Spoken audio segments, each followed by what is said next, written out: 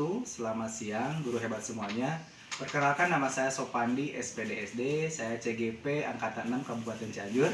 Hari ini saya akan melakukan kegiatan wawancara seputar praktik baik dalam pengambilan keputusan. Hari ini saya akan mengadakan wawancara dengan Ibu Kepala Sekolah SDN Cilaku 1 yang notabene adalah Ibu Kepala Sekolah tempat saya bekerja. Anda penasaran? Yuk cek deh. Assalamualaikum Bu. Waalaikumsalam warahmatullahi wabarakatuh. Bagaimana kabarnya, sehat Bu? Alhamdulillah hari ini aku sehat. Mohon maaf Bu mengganggu. Tidak Bapak, tidak mengganggu. Hari ini saya ada tugas wawancara beberapa kepala sekolah terkait dalam praktik pengambilan keputusan. Ibu bersedia? Insya Allah. Iya. Bolehkah saya mengajukan mungkin beberapa pertanyaan kepada Ibu? Boleh, tapi yang itu bisa dijawab. Iya. Siap ya. Insya Allah Ibu bisa menjawab. Nah begini Bu, selama Ibu menjadi kepala sekolah SD Cilaku 1, apakah ada masalah yang dihadapi? Mungkin masalah itu menjadi dilema dalam penyelesaiannya. Ya, bila ada, bolehkah Ibu menceritakan masalah tersebut beserta cara penyelesaiannya? Kalau masalah itu pasti banyak ya, masalah di sekolah. Permasalahan-permasalahan di sekolah itu yang akan Ibu bahas pada kali ini adalah yang kemarin Pak. Yang kemarin Ibu ada masalah itu yang masalah kelas 2 sama kelas 3. Kemungkinan di sini tidak mau siang itu anak. Jadi semuanya pagi. Kebetulan sarana dan prasarana di Ibu kurang gitu. Makanya Ibu dibikin 2 Sip ya. sip kelas pagi dan siang, terutama kelas 2. Kenapa kelas 2 dipagikan? Karena ada hal-hal yang Ibu ingin ditempelkan untuk disiplin atau mengenal upacara bendera, itu saja. Ya, jadi semuanya kegiliran merasakan mengikuti upacara bendera tiap hari Senin itu yang Ibu dirubah. Bagaimana cara menyelesaikan permasalahan tersebut Bu? Menyelesaikannya yaitu musyawarah dengan orang tua dan juga pihak guru yang bersangkutan. Kenapa ini keberatan orang tua tidak melakukan siangnya, itu keberatan? Kenapa? Karena itu yang tadi itu. Ya, baik sekali Bu cara penyelesaiannya. Nah, sekarang dari modul yang saya pelajari dalam pengambilan keputusan, ada satu yang dihadapkan misalkan dengan kondisi benar lawan benar yang disebut dengan dilema etika, atau benar lawan saya yang disebut dengan bujukan moral. Nah, kasus yang Ibu hadapi termasuk yang mana Bu? Maksudnya Ibu dilema Etika itu. Kenapa? Karena tidak ada yang dirugikan. Jadi harus dimusyawarahkan dulu kedua belah pihak, baik orang tua ataupun pihak sekolah. Yang mana keadilan itu harus ditanamkan, tidak merugikan salah seorang pihak itu, supaya melaksanakannya nyaman untuk anak-anak di sekolah, tidak terusik atau tidak ada kendala untuk belajarnya nanti. Jadi mereka nyaman belajar di sekolah. Ya, baik sekali Bu ya. Nah, selama ini bagaimana Ibu menjalankan pengambilan keputusan di sekolah, terutama untuk kasus-kasus di mana ada dua kepentingan yang sama benar dan sama-sama mengandung nilai kebajikan tadi Bu? Apakah Ibu memandang bahwa nilai itu harus ada adilnya gitu? Ya, itu harus Pak, keadilan harus ditanamkan, apalagi anak sejak dini ya. Kelas 2, kelas 3 kan masih anak kelas rendah, itu harus ditanamkan supaya keadilan itu timbul. Dari apa? Yaitu dari musyawarah yang tadi antara orang tua, guru, juga siswa paham untuk pengertian hal itu. Kenapa di sekolah tersebut ditanamkan pagi siang? Karena kekurangan sarana tadi. Dan terus juga bisa ditanamkan untuk penanaman disiplin tata cara upacara. Sedangkan kan kemarin kita sudah mengalami COVID yang COVID-19, itu anak kan BDR, tidak tatap muka. Jadi perlu itu untuk penanaman disiplin untuk mereka. Adilnya di mana? Yaitu di pagi dan siang. baik sekali Ibu ya. Strategi yang diberikan oleh Ibu untuk anak baik sekali karena mungkin anak harus disiplin terhadap kegiatan sekolah ya Bu ya. Iya, iya. Adakah langkah-langkah atau strategi yang Ibu lakukan untuk menyelesaikan masalah tersebut? Mulai dari mana dulu Bu langkah-langkahnya untuk menyelesaikan masalah yang tadi tentang orang tua kelas 3 dengan kelas 2? Itu harus ada waktu ya Pak Pandi. Mungkin Ibu menyuruh guru kelas untuk mengundang orang tua, di mana orang tua akan dijelaskan sama Ibu kepala sekolah tahapan demi tahapan supaya keadilan kebijakan dari pihak sekolah tidak merugikan kedua belah pihak. Betul sekali. Adakah hal-hal efektif yang dilakukan untuk menyelesaikan masalah tersebut, Bu? Itu fleksibel, Pak. Fleksibel. Ya, fleksibelnya di mana permasalahan ini yang berat dan ringan. Kalau ringan bisa secara sekaligus di tempat dimusyawarahkan dan ada pihak dari masukan dari guru-guru yang lain atau komite yang semuanya tercantum di komite itu kan termasuk perwakilan dari orang tua Betul, juga. betul.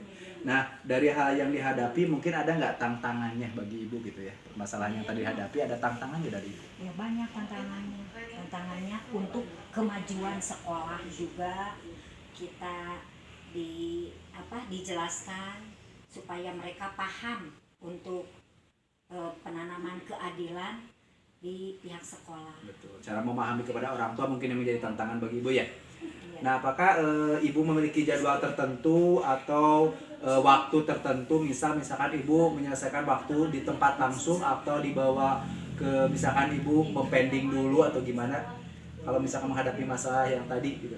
Iya, bisa di pending dulu, Ibu mengadakan dulu musyawarah dengan guru yang lain yang Ibu bisa gurunya itu bisa ada masukan bagaimana cara ada masalah begini gitu. Oh gitu ya. Jadi Ibu mungkin mengkondisikan tidak langsung diputuskan ya Bu ya? Tidak, itu harus ada perlu pematangan karena ini kan kebijakan dari sekolah itu harus bisa tegas karena tidak sembarangan langsung bikin aturan, tidak kan? Betul ya. Harus ada pengkajian dan komunikasi ya Bu ya. Komunikasi dulu, dimusyawarahkan dulu itu baru. Adakah seseorang atau faktor tertentu yang dapat mempermudah atau membantu Ibu dalam menyelesaikan masalah? Biasanya kan di sekolah ada guru yang senior, itu guru yang senior bisa dijadikan atau guru-guru yang telah berpengalaman yang lama di sekolah itu tersebut, jadi pengalaman orang tuanya sudah dekat dengan guru-guru senior, apalagi ada ketua komite. Oh gitu, bagus sekali ya. Dari semua hal yang telah disampaikan, pembelajaran apa yang Ibu dapat gitu ya dari Ibu cara menyelesaikan masalah yang tadi, ada nggak yang didapat hikmahnya bagi Ibu? Untuk Ibu sendiri itu paling musyawarah itu sangat penting karena untuk komunikasi dua belah pihak supaya tidak ada yang dirugikan, semuanya sama, keadilan itu ditumbuhkan di sana. Musyawarah itu yang paling penting. Jadi harus ada jadi komunikasi lancar antara orang tua, guru dan juga Jadi ada komunikasi yang lancar ya, hikmah yang didapat Ibu ya. Nah Ibu mungkin terima kasih atas waktunya dan kesediaannya menjadi narasumber dan berbagi pengalaman dalam pengambilan sebuah keputusan. Mudah-mudahan Ibu sehat. Apa yang mungkin Ibu ceritakan menjadi inspirasi bagi saya. Terima kasih atas waktunya Bu. Sama-sama. Ya, terima kasih. Akhirnya tadi yang disampaikan Ibu KS mudah-mudahan jadi inspirasi dalam mengambil sebuah keputusan. Wassalamualaikum warahmatullahi wabarakatuh.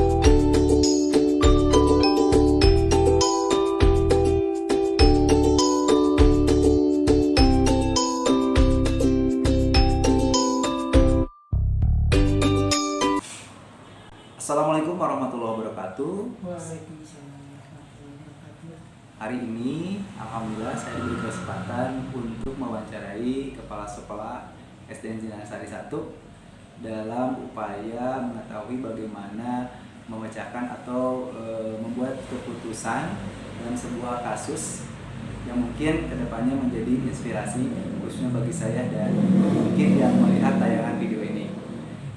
Assalamualaikum Pak. Waalaikumsalam. Gimana, sehat? Alhamdulillah.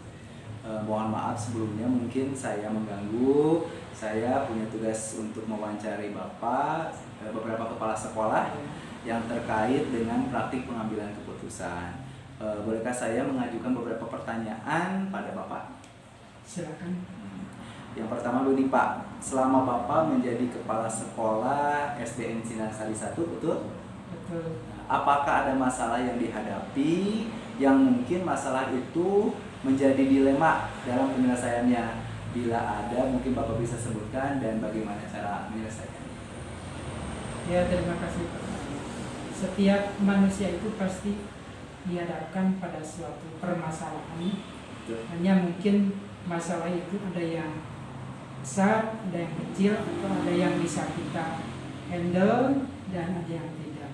Nah, selama saya pribadi menjadi kepala sekolah di Sindang Sari 1, tentunya ada beberapa masalah yang sekiranya masalah itu datangnya dari guru itu sendiri dan dari anak.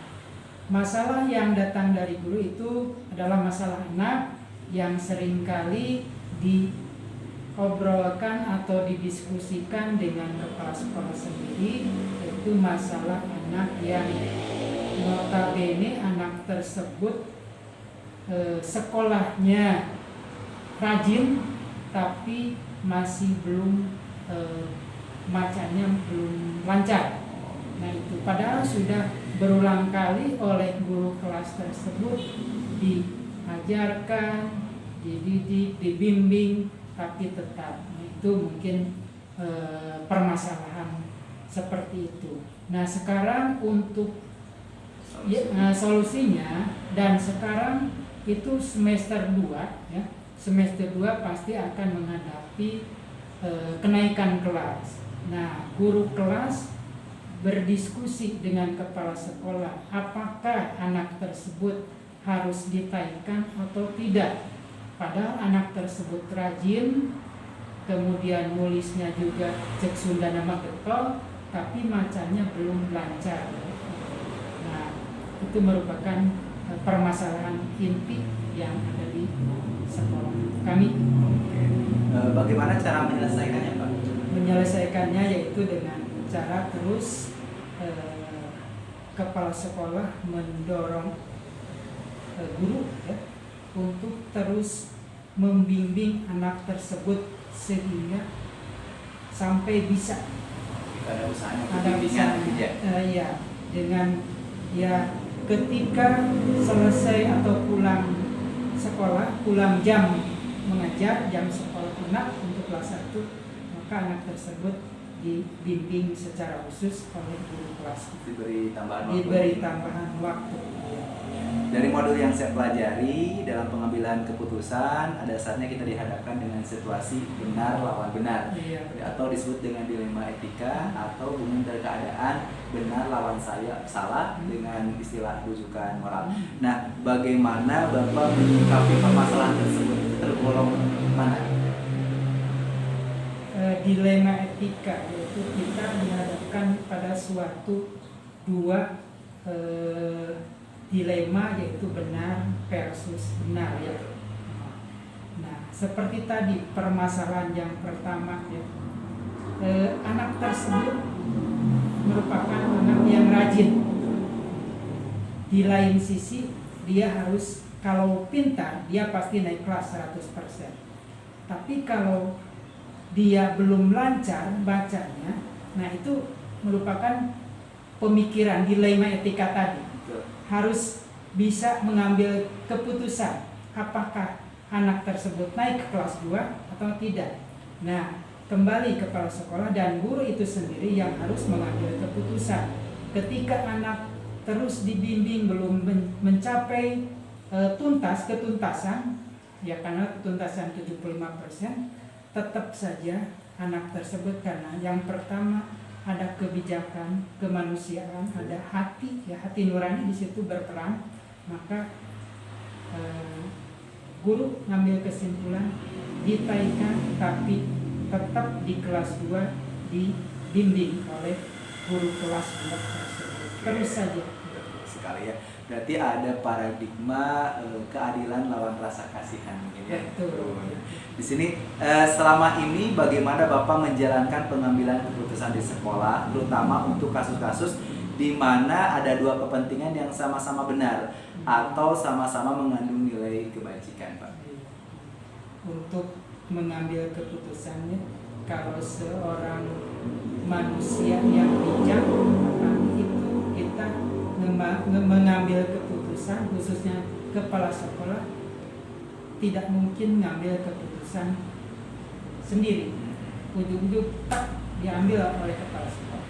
Tapi kita punya rekan-rekan, punya teman sejawat, punya guru, yang mana guru tersebut di antara beberapa kepala guru itu isinya tentu berbeda-beda, punya inovasi, punya aspirasi dan sebagainya.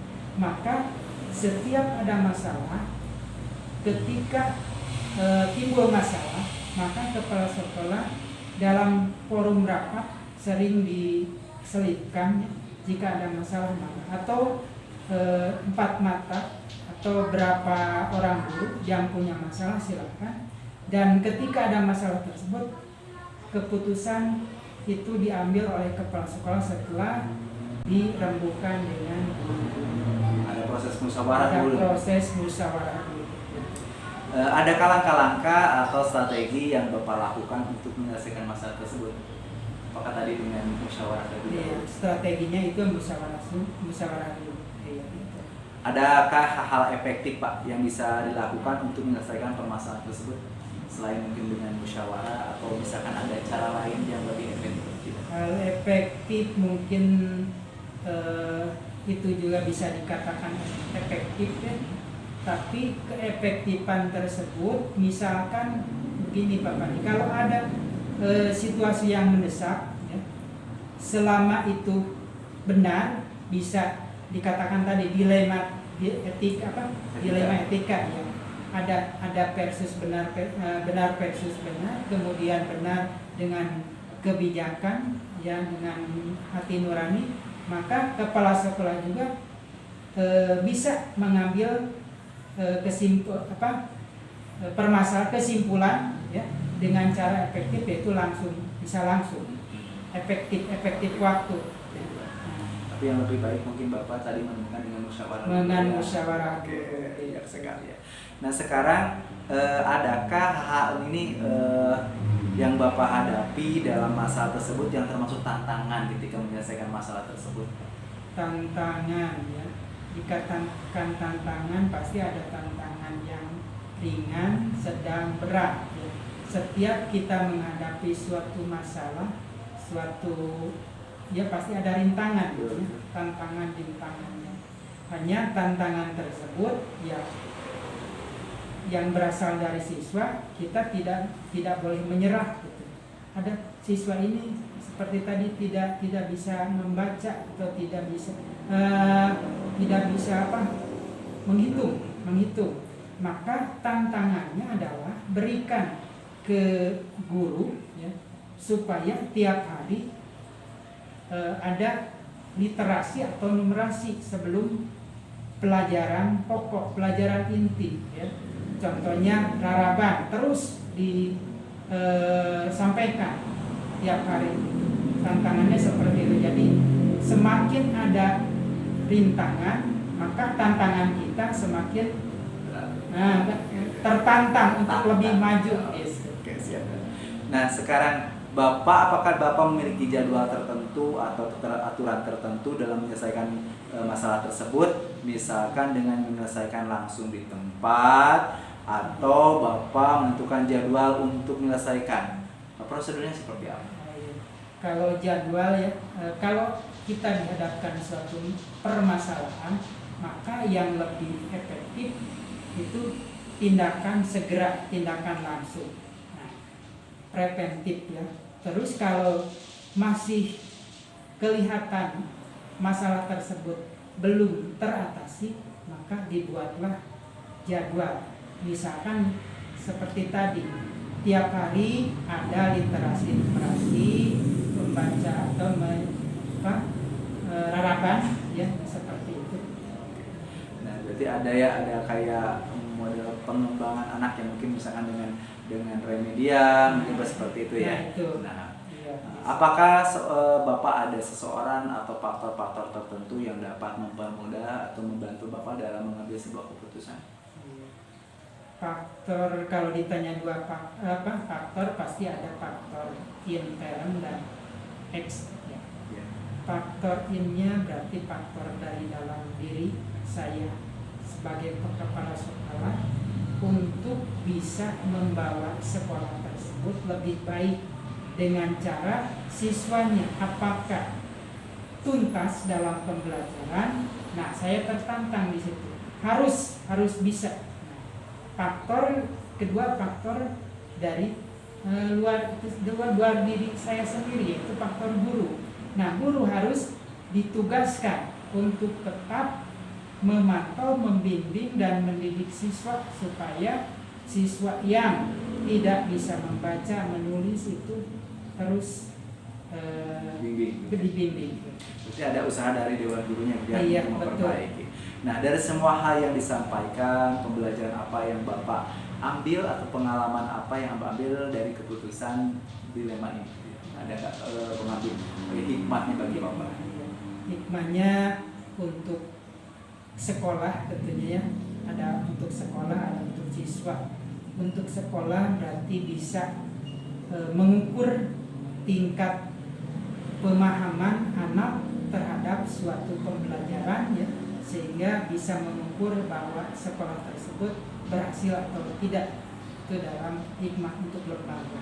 Kemudian hikmahnya untuk anak ya, hikmah untuk anak pasti anak akan merasa, oh ternyata saya sudah diajarkan oleh guru itu bisa. Karena pembelajaran itu Pak Pandi ada ya, apa itu belajar? Belajar itu kan ada perubahan ya ke arah pendewasaan anak. Nah, ya, apa yang berubah? Yang berubah yang pertama dari tidak tahu menjadi tahu ya. Kemudian dari tidak bisa menjadi bisa, dan dari sikap yang jelek menjadi sikap yang baik. Nah, ketiga poin tersebut sekiranya anak itu akan paham, oh dari saya tidak bisa menulis menjadi bisa menulis. Nah, dari situ hikmah buat anak seperti itu. Oke. Baik sekali ya, apa yang disampaikan oleh Bapak tentunya memberikan wawasan baru bagi saya bagaimana saya mengambil sebuah keputusan menjadi seorang pemimpin. Tentunya saya banyak mengucapkan terima kasih atas waktunya Bapak, atas kesediaannya Bapak untuk menjadi narasumber dan berbagi pengalaman dalam pengambilan sebuah keputusan. Terima kasih Pak, mohon saya Pak. Ya.